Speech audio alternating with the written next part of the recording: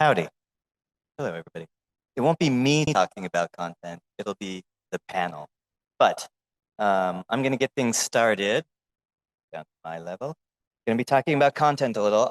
I'll talk for just a couple of minutes and show a map and throw a few numbers out here before we pull the panelists up. But we want this panel to be very interactive. We want you guys to have a word to say and not have to wait till the end to line up, to queue up, to ask. So we want to get you on Slido. Are you getting?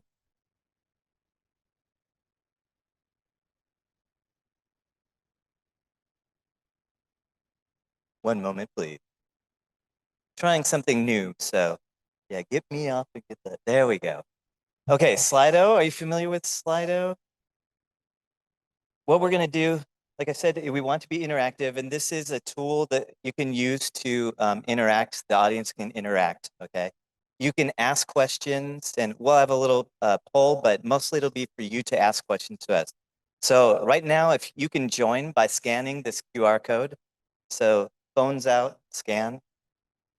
I won't continue until I see phones out. Take your phone out and scan.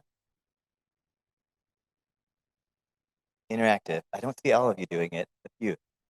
Many people as possible. Makes it, yeah, I see one, I see two. Come on. Scan, scan, scan. Okay, few people. Getting better. Okay, okay. This will pop up again, the QR, so you'll be able to see it again in case you were slow. Okay. What's that? Too slow? Are we okay? Oh, questions are coming in? Good. I can't see, so. Okay. Okay, before we get into it, what you'll see when you pull up the Slidos, you'll see this, you'll see the polls and Q&A. The polls, we're just gonna start off with the poll at the beginning, and then really you'll be in the Q&A for the most time. This is where you're gonna be asking the questions, okay? So while we're up here speaking, or while the panelists are speaking, you can be writing in your questions. And when your questions get in, you can upvote them or downvote them. And what we do after every question is we'll go and look at the questions that are out there, and which should be your questions. And the ones that are voted the highest, we'll use those and we'll ask those questions as well. Okay? Okay. I'm gonna do a very, very short intro, just since we're talking about content. Gonna steal some slides from the presentation I did the other day. We're going to be talking about, of course, CDNs and localization of content and content to the edge. We know a lot of the content's coming down from Europe, but we also see the growth of content locally in Africa. So just want to look at a couple slides and see. Here we're looking at IXs and the number of IXs connected, or ASNs connected in IXs, and the growth there. This is part of the ecosystem. These are things we look at first to see where kind of the content hubs are growing everywhere in the world. So we see South Africa, of course, very established in the number of ASNs, but we also see probably number 2 after South Africa is Nigeria. So those are good signs.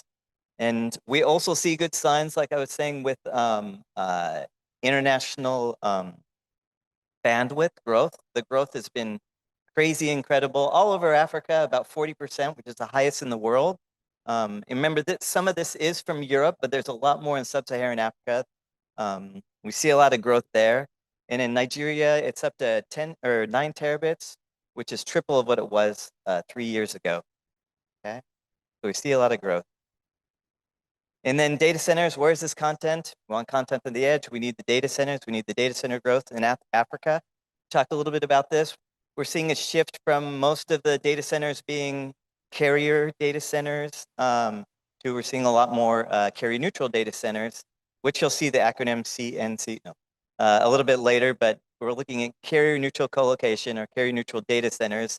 And here we see with the different data centers, the growth for all of Africa, seeing a ton of growth, but Nigeria in particular, Lagos in particular, we've seen a lot of growth here. over the last 5 years to double in number of carrier-neutral data centers and power as well, like more than doubling, tripling. And even though all of this is happening, we have to look at the entire ecosystem. It feels like we're on the edge of something, and we can see a lot more growth, but there are some limiting factors for pricing, maybe fiber or fiber to the home, these types of issues. But we're going to discuss this on the panel. But to understand content at the edge, we have to talk to all the gang that's involved. So the data centers, IXs, mobile network operators, and maybe access providers out there. So we're going to pull you guys up the stage in 1 second. But while people are walking up to the stage, if you can go to the poll. So you can start off just so we see this is working, because this can be live, real time. Enter what you are. What organization type do you represent? If you go to the poll tab, there we go. Okay, we can see this. And then while this is happening, we could have the panelists come up. What's that? Yeah, I asked. Oh, and we need the mics up here for the panelists. Okay, panelists at the gate. You may come up. Please join me. Panelists.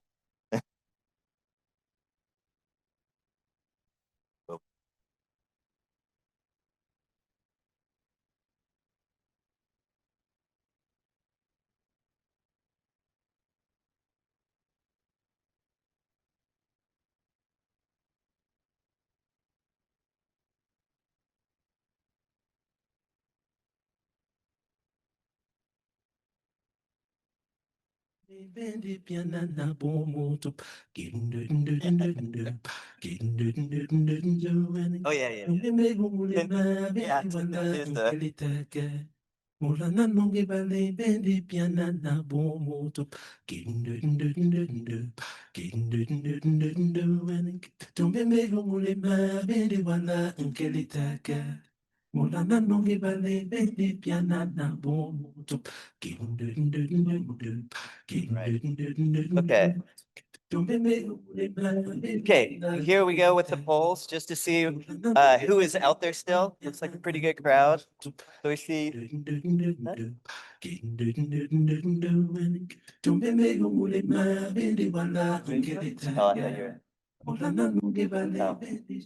Okay, music. Thank you. Okay, ISPs, 36%, so a third of the crowd out there is ISPs. IXPs, 50%, very good. And then we have the research, 8, data center operators, only 7, wow. Okay, telco, 7%, and CDN, 5%. Okay, now we know it works. Now, you can click over the tab to the Q&A, and you can start asking questions when we start talking, or even before if you have questions that are burning. And what we're going to be trying to do is have this more interactive and more of a conversation. So panelists, please feel free to interrupt each other politely and interject, and let's try to do this like a conversation. And now I'll let you guys, instead of me talking, I'll have you introduce yourself. So just quickly tell me, or tell us your name, where you work, and what you do. We can start off with Ben and work our way down. So yeah, good afternoon. Happy to be back in Nigeria. So I'm Ben Ryall. I'm Edge Strategy Manager at Meta, primarily looking after our Edge in the African continent. I'm Nnamani. I'm the CEO, Medallion Data Center, a digital royalty company. Hi, good afternoon, everyone. My name is Muhammed, Rudman, the CEO of Internet Exchange Point of Night. Yeah, hi, I'm Atul Palliwal. I head the IP network for Airtel Africa, looking after all the 14 countries that we operate in. Good afternoon, everyone. My name is Ayotunde. I'm the Chief Executive Officer of Open Access Data Centers Group in Africa. Excellent. Thank you. Short and sweet. Can you see me over on the left side? Okay. It's okay. I'm here. Okay. Okay. Let's get started. I'll start off with the first question and then you all join in. Okay. After you've spoken, of course. But so we're here to talk about content, CDNs. What are the key challenges and opportunities for CDN deployments in Nigeria? And how can they be addressed through collaboration between the CDNs, the IXPs, the CNCs, which we're talking about carrier neutral co-location, and operators, MNOs, and small access providers like MTN. Just joking, just joking. Okay, who would like to start off? We start off with the content. Sure, pick on the content guy. Okay, and Ben, dial it back, slow it down so we can all understand you. Yeah, sorry, I sometimes talk too quickly. So opportunities in Nigeria, you know, most populous country in Africa. Everyone knows this in the room. You know, and so really great opportunity to deliver a great experience of the products we have if we're thinking about Meta CDN, and really partner with organizations here to enable that. The collaboration is super important. We talk a lot about the ecosystem. And the ecosystem really is making sure there's fair, equal, mutual access to different parts of infrastructure, whether that be connectivity, whether that be data centers, internet exchanges, and making sure they're delivered in a resilient fashion. You know, as we think about data centers, maybe I'll look to Tunde or Ike to chime in on what we see as the challenges there and the opportunities. All right.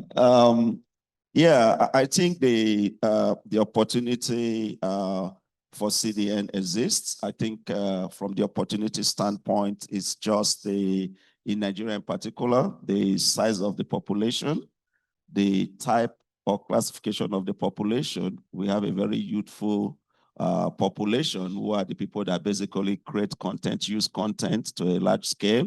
And of course, the enterprise and digital market is also growing significantly. So we see a lot of opportunity in terms of having CDNs in the local market significantly, right? It's just going to boost a lot of this. From, of course, the collaboration standpoint, we also see that.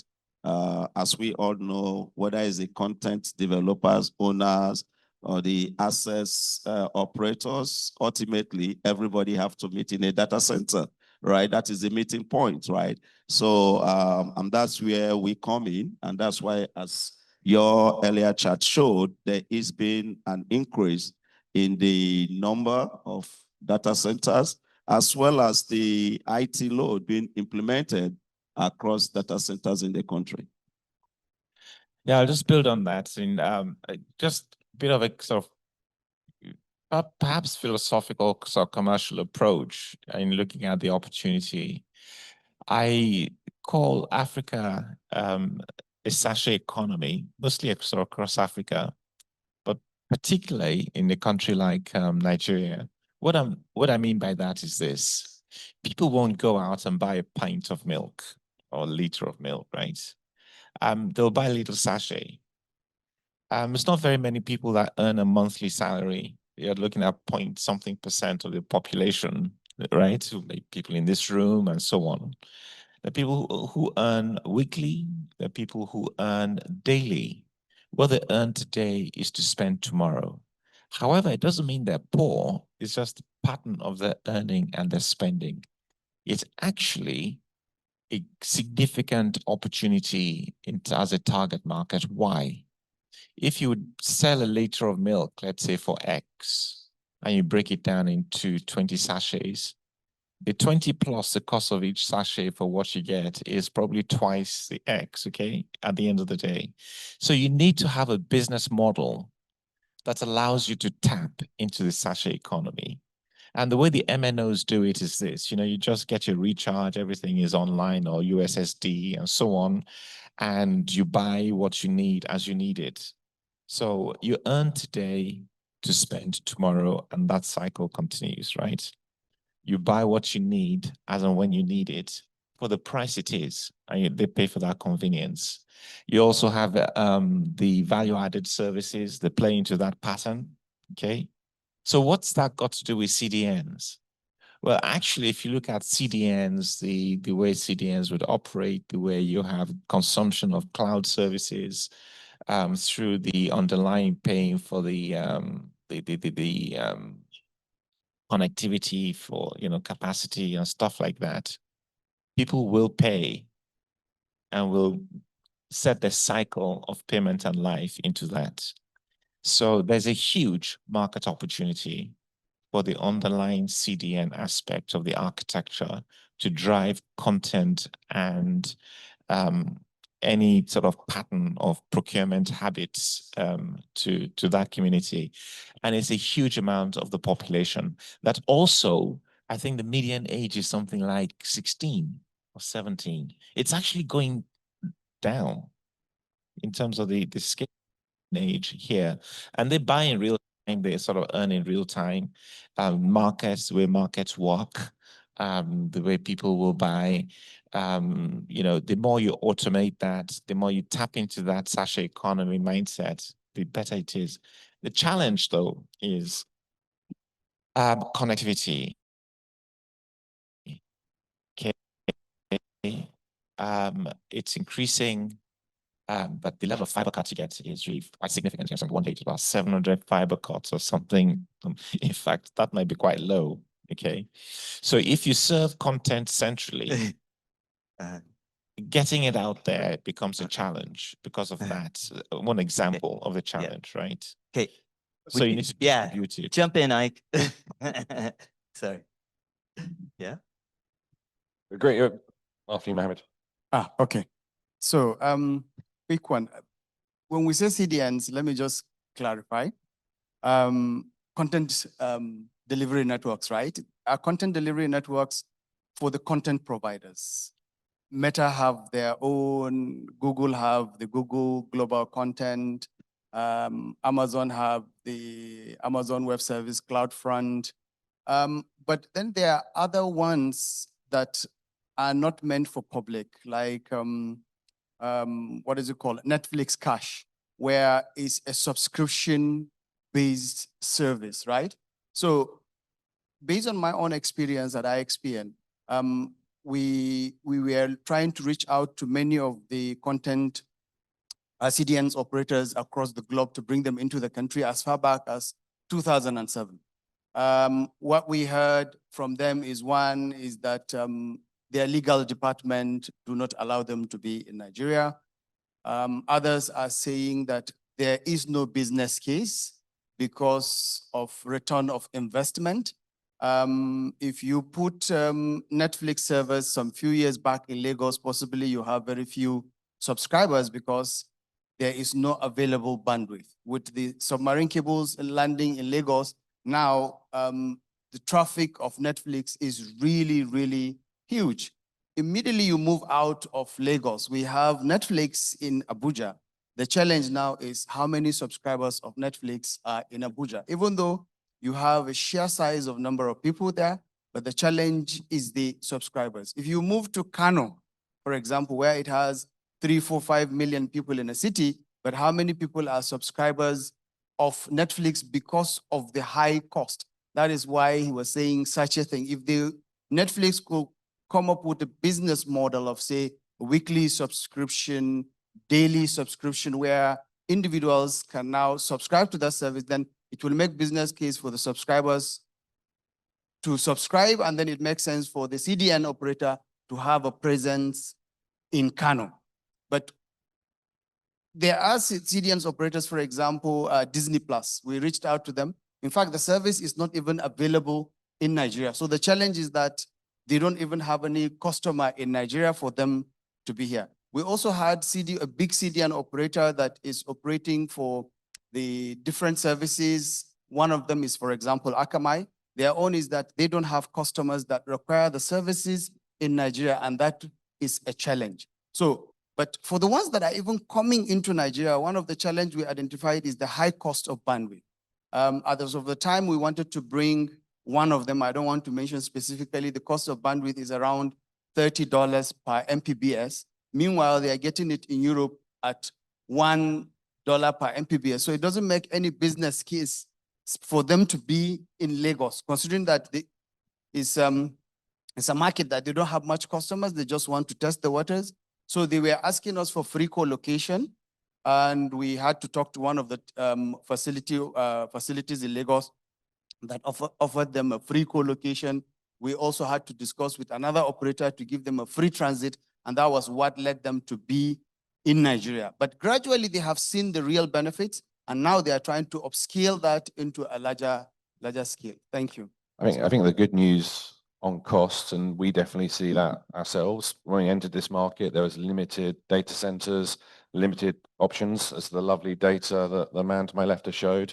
It seems to at least be going the right direction, and hopefully new systems, new infrastructure will push it down further. Correct. So your business model is to reach as many people as possible as Meta, as Google, right? Therefore, that's why you are able to deploy. But there are others that is not their business model. Their business model is a subscription-based service. Akamai is a service that you need to subscribe as an end user, and you need to say that you're the target audience are in Nigeria, and therefore they will now provide the services in Nigeria. So in your own case, it's a service to the public. So it makes more business sense to reduce, to become more efficient, reduce the latency, and reach as many end users as possible. And that's why you are able to expand and put your tentacles all over the place. Totally agree. We still see the same challenges with pricing though. You know, so we are seeing it go down. But like to the point you meant when we first entered the market, the costs of like the 10 gig waves we were getting were significantly higher than we're seeing now on the investment in new cable systems and new operators who have entered like the wholesale transit market. I do think is helping push pricing down and your data backs that up, I guess. Yeah, but the truth is you just can't ignore this market. You know, forget the current price. You just can't ignore. That's the reality. Even Akaba, you say, right? All things being equal, by end of the year, they will be here, right? So everybody is coming, and everybody is coming because one is just a market you can't ignore. The population is here, the business is there. The catch-22 is sometimes it takes making that initial investment. Just as Muhammed said, sometimes it requires structuring some deals with colo providers, transit providers to be in, and then the usability just goes up. You know, it's just, but somebody have to make that step. If we keep waiting until all the commercial numbers make sense, you will never come. And if you don't come, you won't see the growth, right? So the Facebooks of this world, or the Metas now of this world, the Googles, they came early enough, and I think now they are seeing the result of that, right? So it's just a matter of time, the way I say it. Atul? Yeah. You see, when it comes to the need of CDNs and the data needs, I think we don't need to deliberate. We've heard a lot over the last 2 days of how much of data is needed. We all know what's the population like, data penetration, how it's going to grow. When we look at what will drive the growth further down, we at Airtel also, we work on 3 A's that we work on. First is availability, second is accessibility, and third is affordability. So availability, with a lot of these submarine cables coming in, the CDN provider, that's solving that to a large extent, that when we look at it from a data availability perspective. The next area where we also see a lot of focus now coming in from the governments and the regulators is on the accessibility piece, where when we come back to the reliability of the infrastructure, the fiber, the power, to make sure that the last mile, the person who's using it on his phone or is on his television, he has access to the data. Third comes in affordability. Now that's where innovative business models have to come in. When we look at daily bundles or like weekly bundles, those are what is causing on a handset, it will make you work more. People will work more. These are good for not daily kind of content. When we go into like examples of like Netflix or video streaming, people typically want to watch it on a television. That's where now the role of us as FWA providers, FTTH providers, because people typically want an unlimited data kind of a package to be able to use it. A mobile package is not something which they want to use on a television on a GB bundle model. So it's an evolution. What is the right business model? We are also experimenting. I think it's going to work out. But I think there's a lot of work happening on it now. And we see a lot of operators now getting other smaller ISPs getting into FTTH and actually solving that piece for the country. Okay, thank you. Son, okay, there we go. Okay, great. We've seen, okay, we've heard a couple of the questions, the main questions, a couple of the answers. Now it's up to you. We're going to see what's happening. Okay, do we see some? Yeah. Okay. Looks only like 3. What's that? Yeah. No, but I mean number of. Okay. So anonymous, great. Let's pull the top one off. Is there one that you would like to answer right now, or I'll start with number 1. Oh wait. There. Did we lose the top one? I think someone might have. Yeah. What happened to the top one?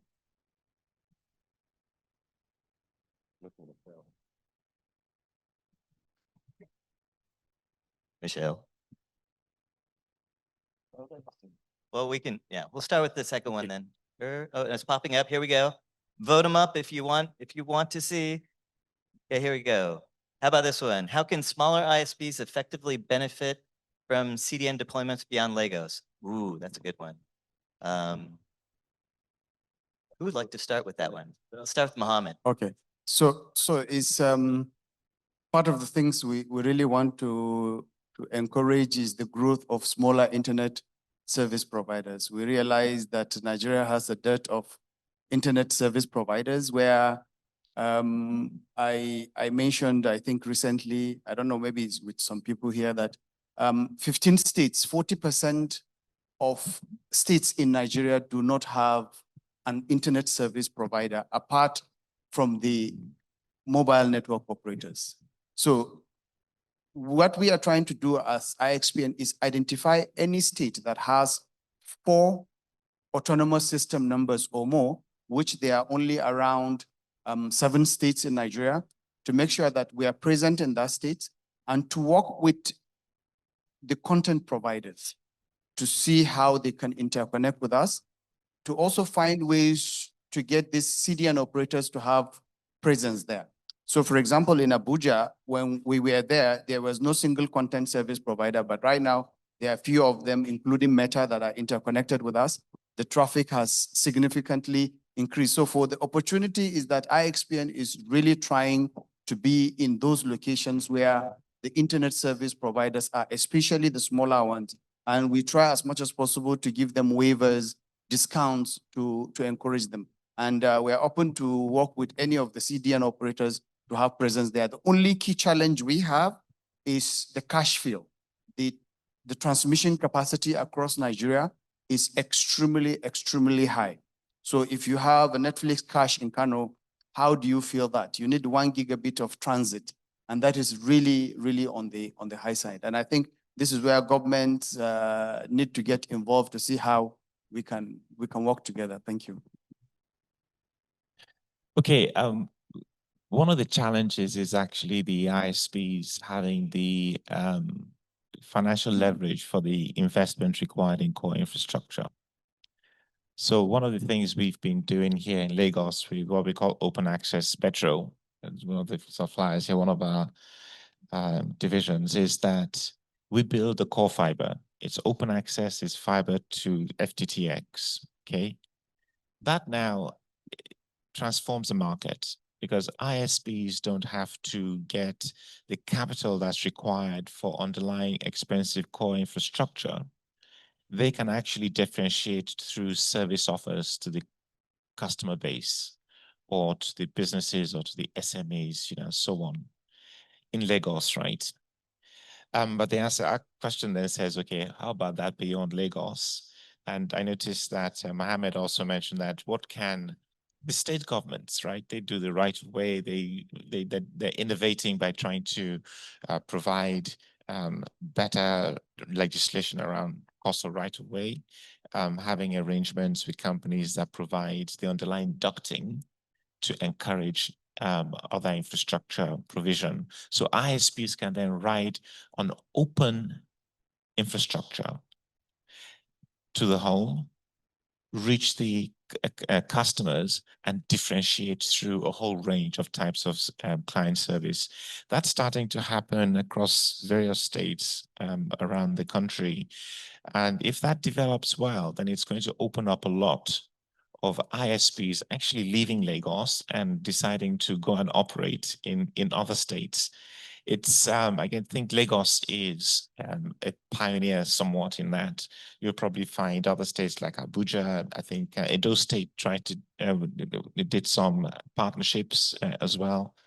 Certainly hearing about other states that are very keen to have this kind of carrier neutral underlying fiber to the FTTX infrastructure to enable ISPs to expand. And then, of course, we can then overlay a lot of other services and CDN services on that.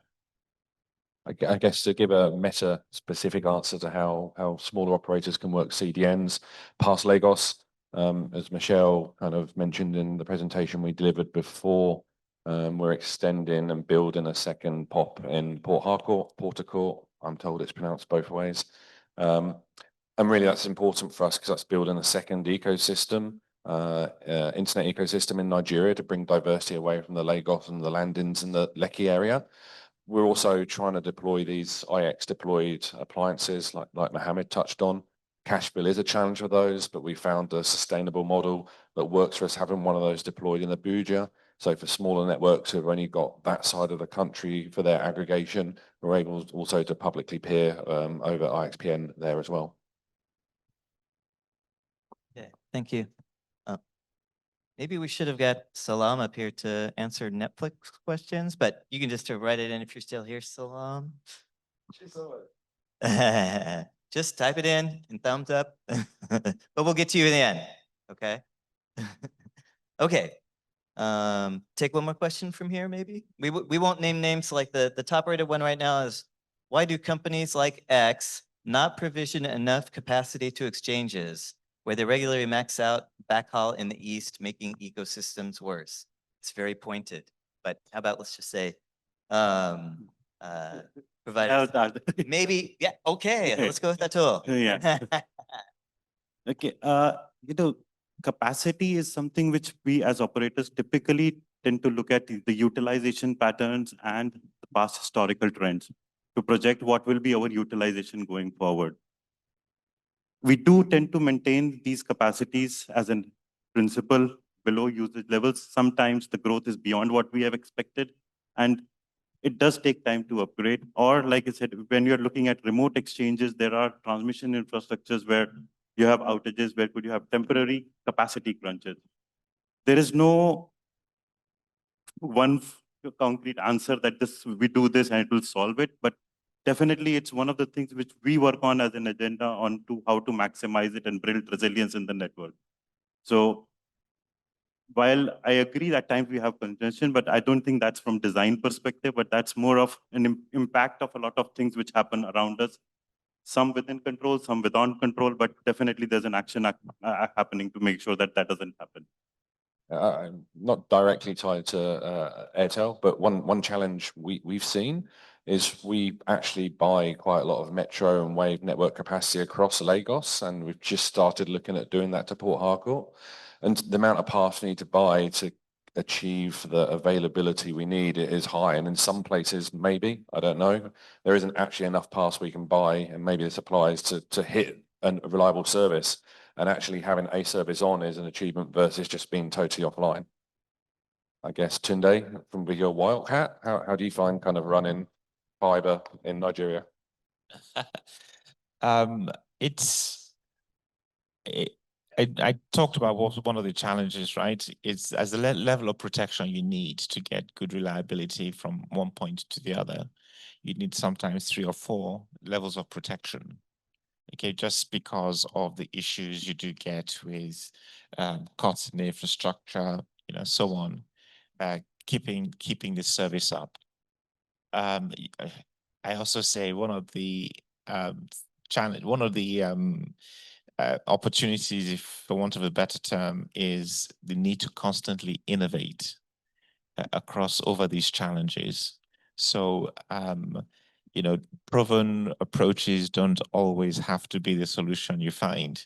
We constantly have to look at what we need to do with partnerships, how we optimize networks with the expertise we have, where we build our fiber, where we share fiber capacity. It isn't necessarily one solution fits all, but we just figure out everything we have to do to get from point A to point B, get the right level of protection. But even with that, we still have to do a lot to get that reliable connectivity. One thing that's happened over here, though, is the critical national infrastructure framework that has been put in place and it's being developed. The entire industry came together just last week, actually, with all of the enforcement agencies to say, how do we now implement this critical national infrastructure, which includes towers, connectivity, fiber, data centers, and so on. Everything that drives digital infrastructure defined as critical national infrastructure, and then make sure that we'll collaborate across the entire industry to just get over some of these challenges. In some instances is things like fuel, right? To get to the connectivity, will it be secure? And these challenges are different depending on what part of the country you're in. But I think also we're getting better at it because you come out with the kind of solutions that just give you better and better connectivity performance. Okay, thank you, Tunde. Yeah, I think we should take some of the questions here, right? Okay. Yeah, so Go for it, a few of them, we ran out of time. So I see one that says, regardless of the number of edge nodes set up in Nigeria, we will still see traffic interaction with edge in Europe. Would it be possible to localize all content? Technically, it's possible to localize all local content. Practically, would you want to do that is one, and then what is the reality of it, right? Earlier this week, I was interacting with one of the attendees here in the conference, and we were discussing the cost of transit, right? Between traffic exchange from Nigeria to South Africa and traffic exchange from Nigeria to Lisbon. And he actually showed me real data from what he's paying that is cheaper for him to go to Lisbon than South Africa from Lagos, right? And that's part of the problem, right? At the end of the day, when we start looking at, if you localize it to Nigeria, I would also tell you that depending on the route, it's cheaper to go to London from Lagos than to go to Kano from Lagos, right?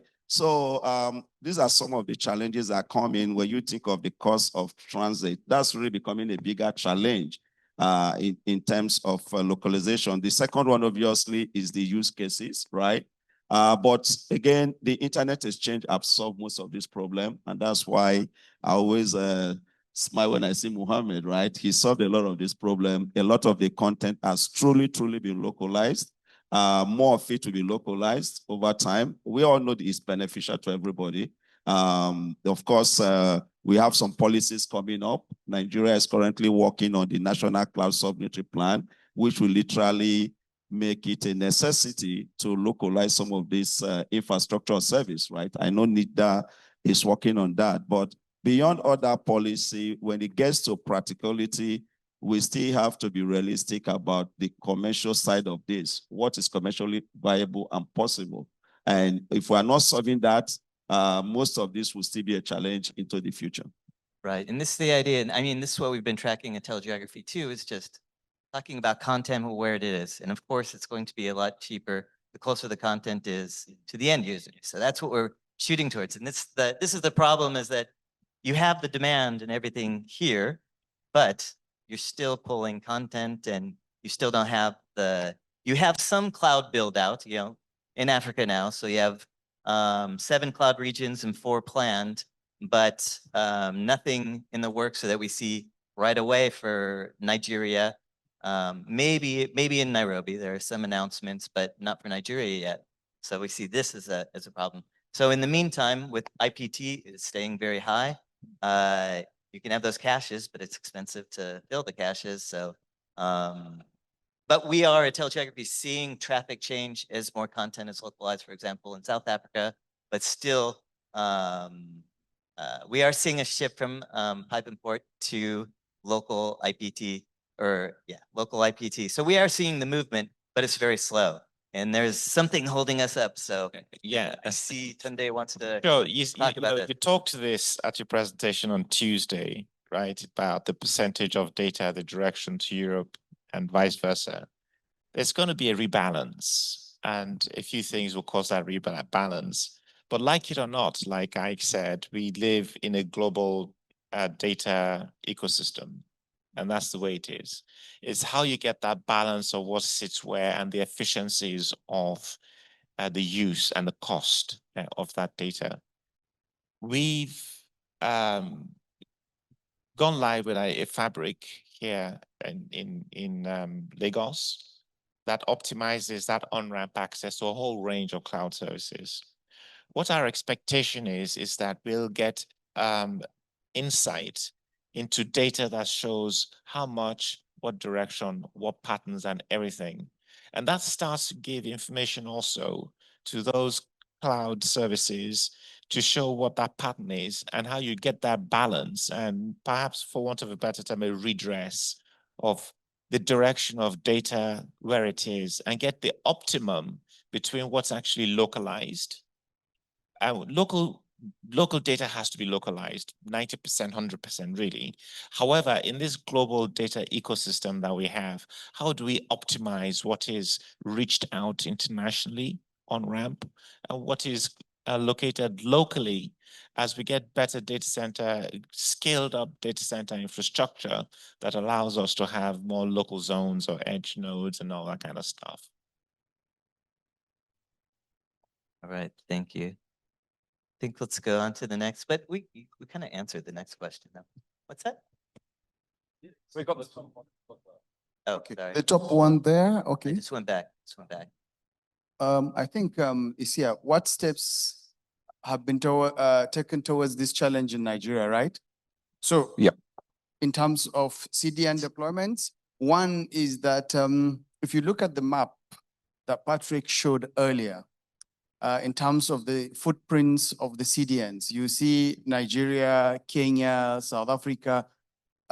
Those are the places where you have matured peering ecosystem. What the CDNs are first looking for is an ecosystem that the peering ecosystem is really matured. You have a lot of internet service providers that are interconnected to each other. So that makes life easier for them. Immediately they deploy, they have access to all the access networks. So for Nigeria, what we're trying to solve is, as I mentioned earlier, is to be in different parts of Nigeria.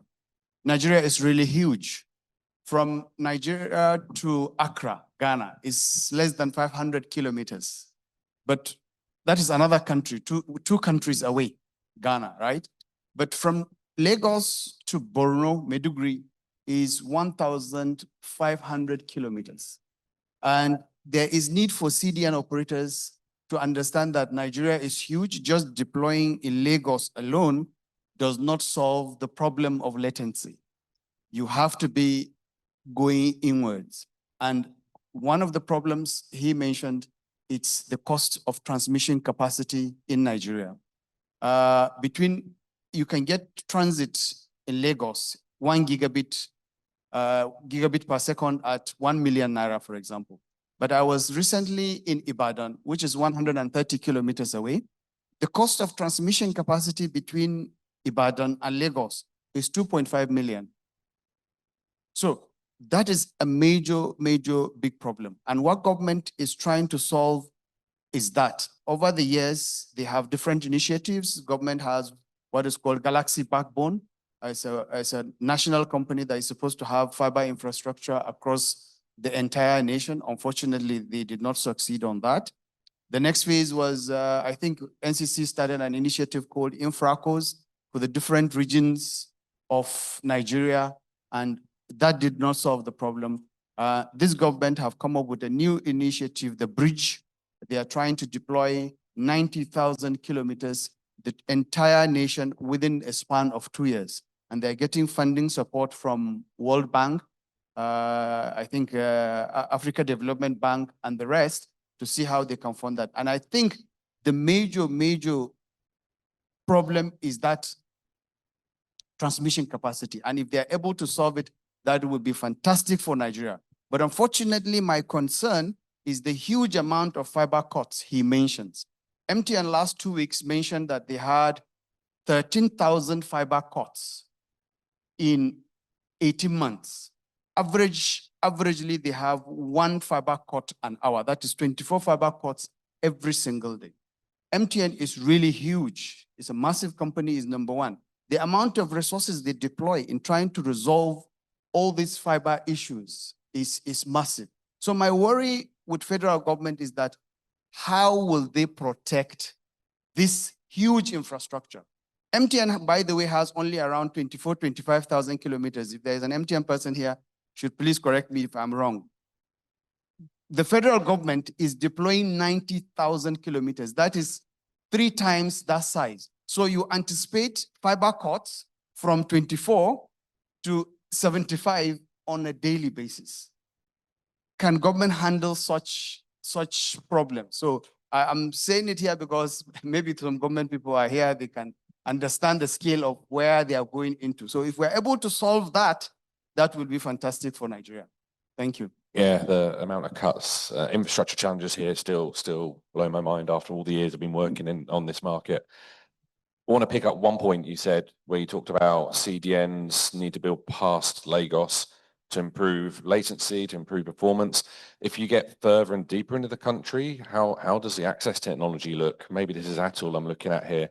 Are users getting the same 3, 4, 5G experience in those parts of the country, or are they still relying on 2G or 3G? And how does that kind of play into delivering a better experience?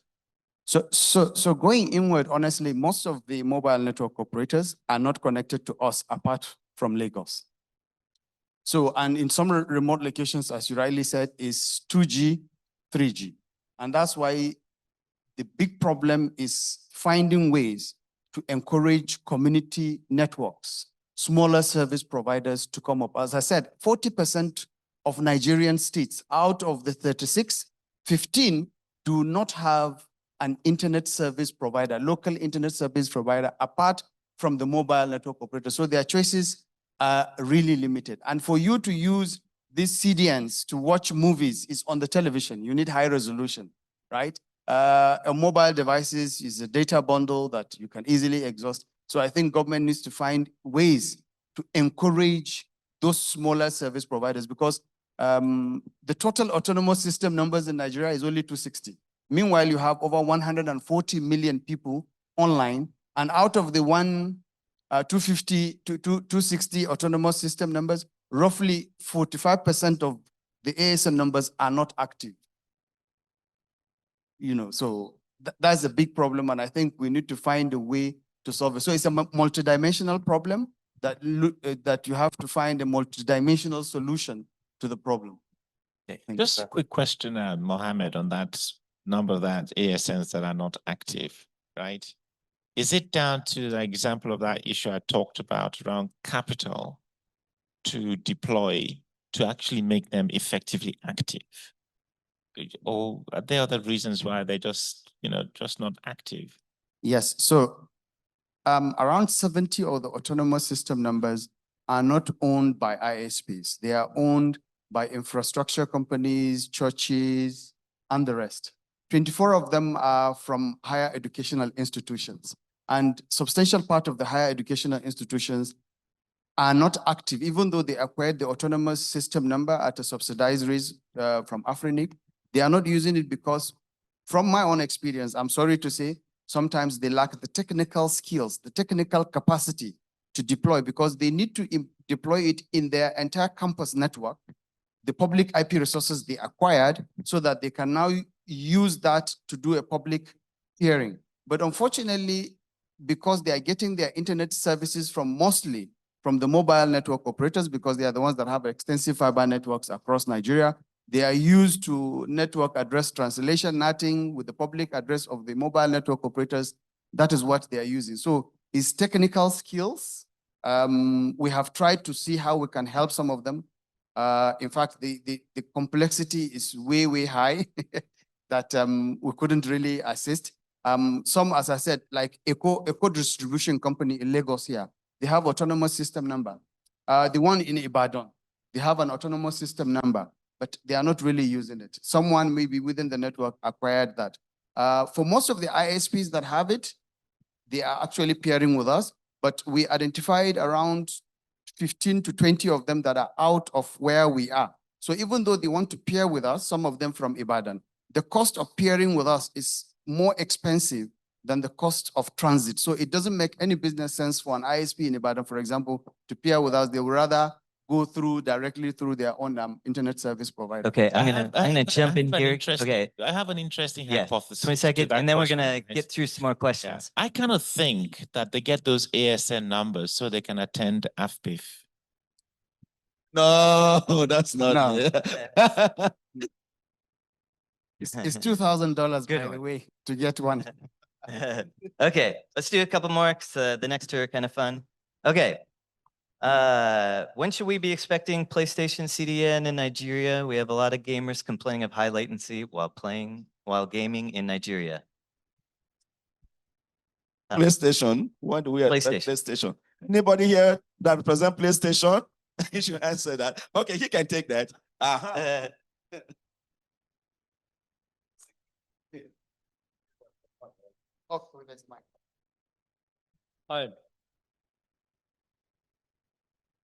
Yeah, Jürgen from AWS. We don't disclose who our customers are, but let's, in a very theoretical case, talk about a big gaming customer, shall we?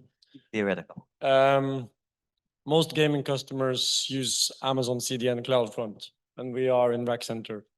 So all the static content and all the downloads, the gaming downloads that can be cached are cached here in Nigeria. So that's how that works. Multiplayer online games are not cacheable. That's mainly cloud compute. Some gaming companies run their cloud compute in our edge compute in our local zone here in Nigeria. Some run it in our regions in Europe and Africa. So we don't dictate where our customers run their cloud compute, but a lot of gaming is running here in Lagos. So that's just kind of how it works. If it doesn't work well, then it's not the CDN's fault. You need to file a ticket with the gaming company, let's say. There was another question here also, the last one, now that I'm sort of up here ranting already, that I would like to address. And I think it's important that Africans understand this. Why are you always talking about American, Chinese, European content? We want to see African content at AfPIF. And this is, for me, it is not at all a stupid question, but it is almost a frustrating comment to see because it's based on a fallacy. African content is kicking our arse across Africa. The largest streaming service in Egypt is Watch It. The largest streaming service in North Africa is Shahid. These guys are not Americans. The largest streaming services in Nigeria is not Netflix or Prime Video. It is run by a South African company called MultiChoice, and they use many different brands across Africa. It's DSTV, it's Showmax, it's other brands also. Canal Plus, a lot of that is African content. A lot is Nollywood, Roku TV, what's it called? The music streaming Boom Play, isn't it?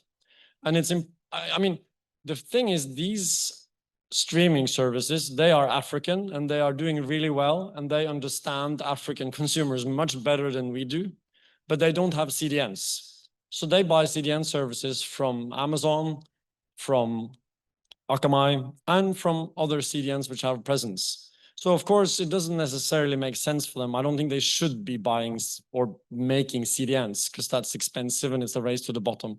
But I think you should be aware that the traffic, the content that comes from, American-owned CDN machines, it is African content. It's African. So well done. All right, give yourselves a hand. That's great. Hmm? Okay, okay, great. Well, let's continue down the question list. Okay, what are you hearing a lot about recently? What are your views on Google's VPP service or IXPs? Anybody like to?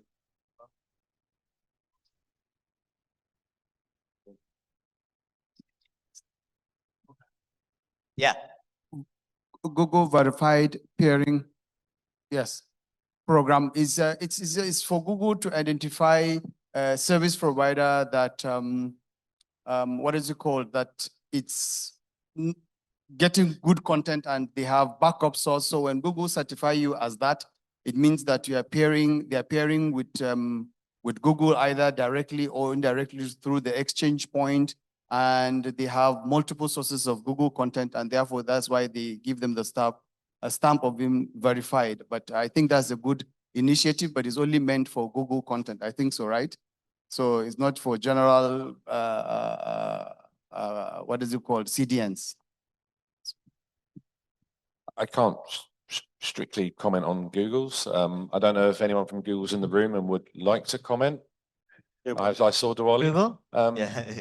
I can't But I Diwali can't on comment the- hypothetically about these models. Google have obviously have VPP, Yeah. not to pick on. I shouldn't have answered. We No, have let's, yeah, I know, a but- cool guy here. But direct connections is what I was going to lean to. Thanks for joining the conversation. Thank you. Hi, my name is Dewole from Google.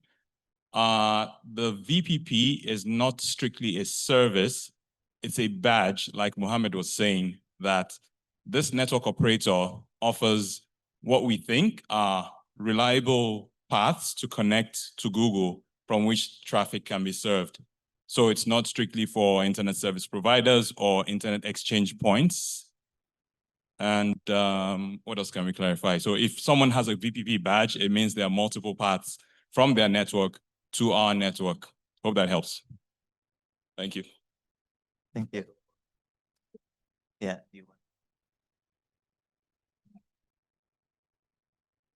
All right. For the rest of the questions, we'll do this offline. You can talk directly with the panelists. But let's close this out, maybe with any last words or from the audience for challenges or Okay, I'll start off. I think Atul. what we see and what we have to do is there's a lot of collaboration that has to happen. And I think we all have a role to play. All the people sitting to representing our industries, we all have a role to play in making sure that every person in the country has access to quality data and the content backend. So it's all of us to collaborate, starting from the first mile till the last mile, and play our part in it. Okay. Any other last words? Yeah. Otherwise, Build on that. Over the last year or so, I think we've talked about it. One word keeps coming up over and over again: collaboration, collaboration, collaboration. And it's what we find in terms of how we have to overcome some of the challenges, because that's the route to get to where some of the real honey is, right? And there is the benefits. The other thing is that, you know, I think Jürgen also kind of outlined it in one way, that you don't transpose necessarily business models from Europe to Africa or to Nigeria.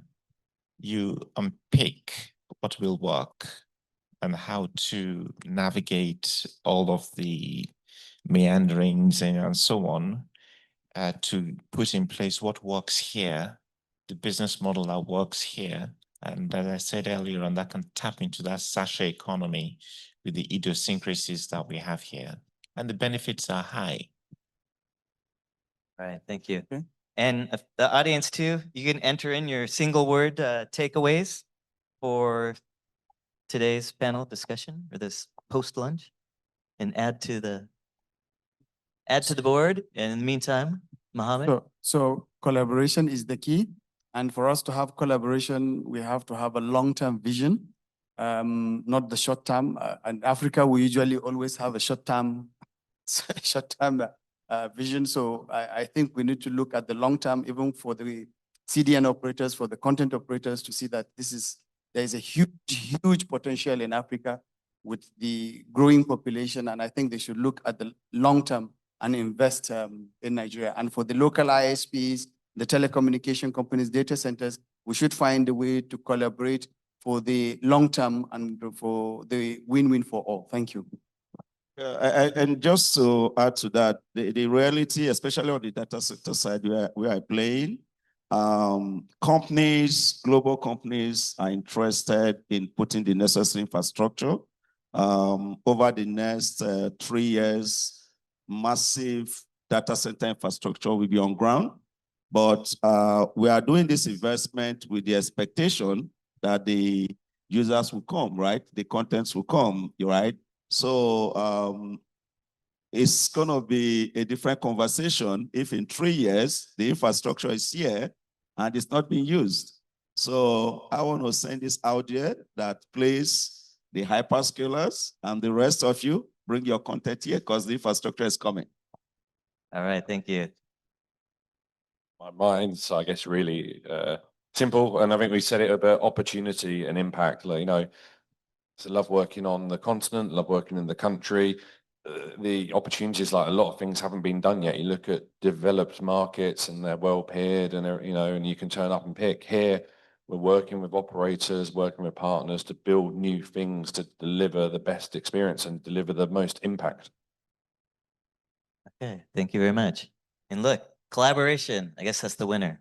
Very positive about that. That's great. Okay. Okay, well, let's have a round of applause for the panelists. Really good discussion. Thank you very much. Interesting, fun. Okay, thank you. And on to the next.